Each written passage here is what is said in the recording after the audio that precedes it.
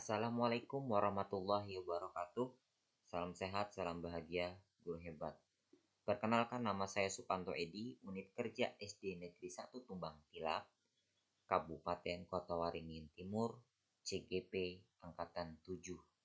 Pada kesempatan kali ini, kami ingin menyampaikan koneksi antar materi modul 2.1a.8.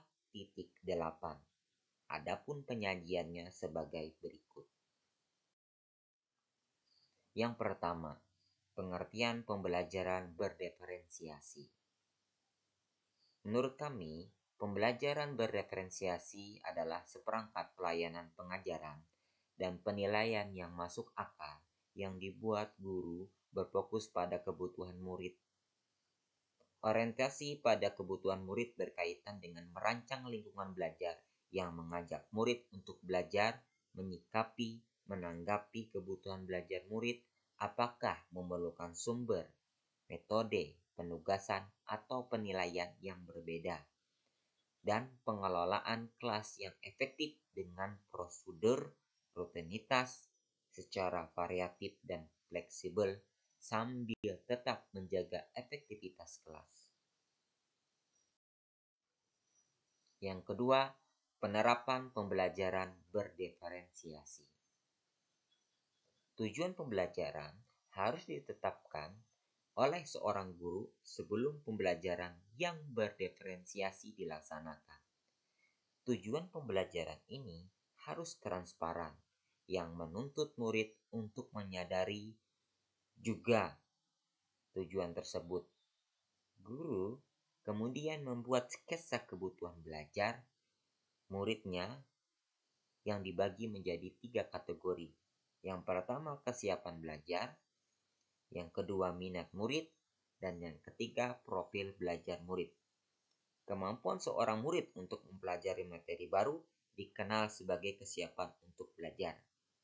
Sedangkan minat belajar murid merupakan metode belajar yang disukai oleh murid dengan mempertimbangkan faktor-faktor termasuk gaya berpikir, intelligent quotient, emotional quotient, spiritual quotient,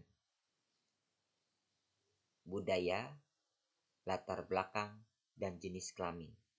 Sedangkan bahasa, budaya, situasi keluarga, dan preferensi belajar semuanya dapat menjadi bagian dari profil belajar murid.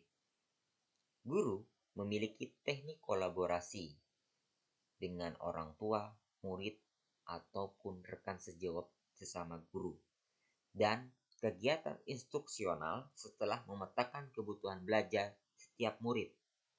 Ada 3 teknik untuk menerapkan pembelajaran diferensiasi.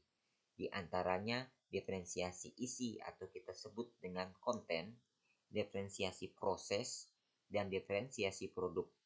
Komponen tersebut termuat dalam pemetaan kebutuhan belajar murid pada rencana pelaksanaan pembelajaran atau disebut RPP berdiferensiasi. Ketiga, kaitan antara visi calon guru penggerak, budaya positif, dan pembelajaran berdiferensiasi. Guru penggerak harus mampu bekerja sama dengan orang lain dan mengenali aset sekolah dalam rangka mendorong implementasi visi dan pertumbuhan murid berdasarkan pemetaan kebutuhan murid guna menghasilkan pembelajaran yang berdiferensiasi.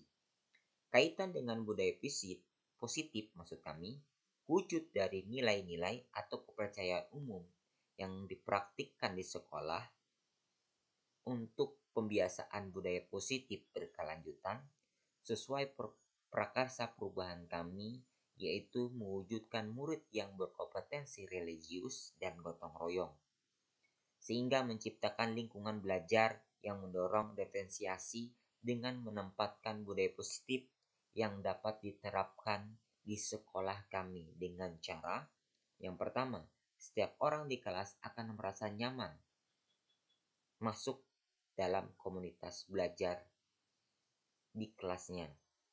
Yang kedua, semua orang di kelas saling menghormati dan merasa terlindungi sehingga mendorong mereka untuk menyuarakan pikirannya dengan berani dalam kompetensi yang diajarkan.